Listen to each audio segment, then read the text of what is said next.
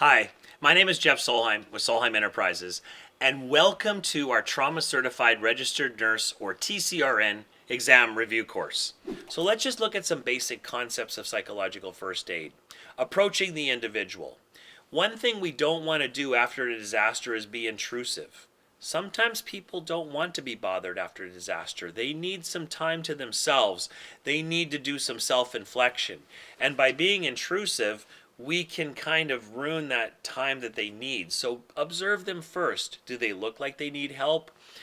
Is there ways that you can approach them without interrupting them, without getting kind of into their personal space?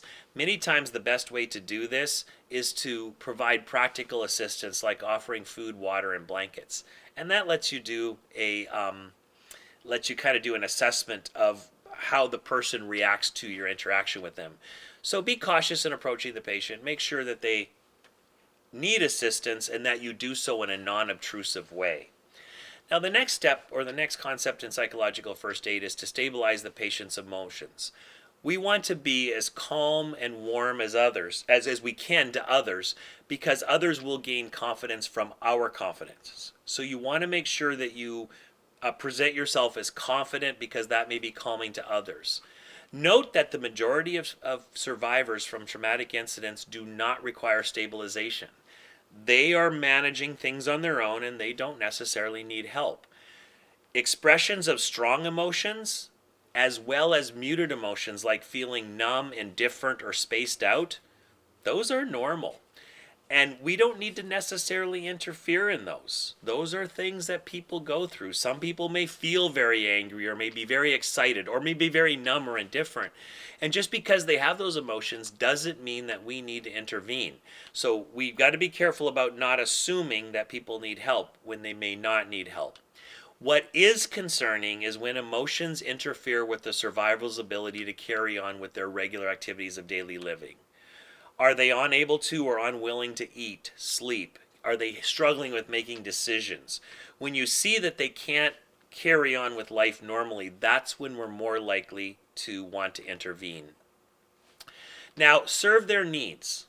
That's the next concept. Ask the person, what do you need? What can I do to help you? Too many times we assume that we know what people need and will offer help without asking if they need it. And then we're not meeting their needs. So always ask, what can I do to help you? And listen to what they say. And sometimes they don't need help, and they'll tell you that. The next thing is to inform them of facts. When possible, provide whatever concrete information you know about the incident and relief efforts underway, but be careful not to make false promises that you don't know the answer to that may not come true and could be a source of disappointment. So, answer their questions. This is what I know. I do know that there are several people who did not survive this, and I've seen them along the way. I do know that there are already rescuers, or whatever, you get the idea, but you're going to be honest, you're going to tell them what you know, but don't make up things or assume that things are going to happen when they may not. Avoid generalizations such as everything will be okay. That is not comforting to a survivor during one of these situations.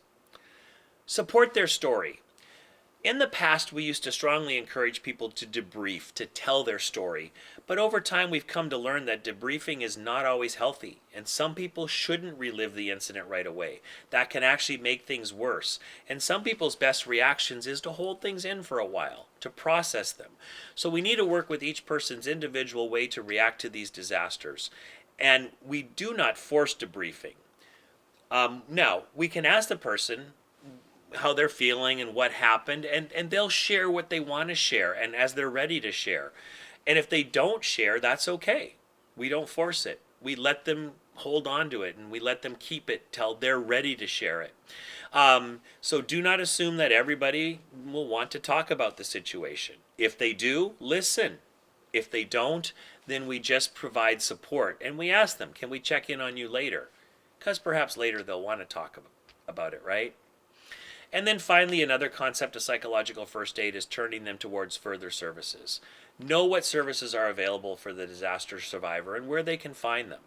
And then make sure that you point them out to where those services are, or provide them with written information if it's available.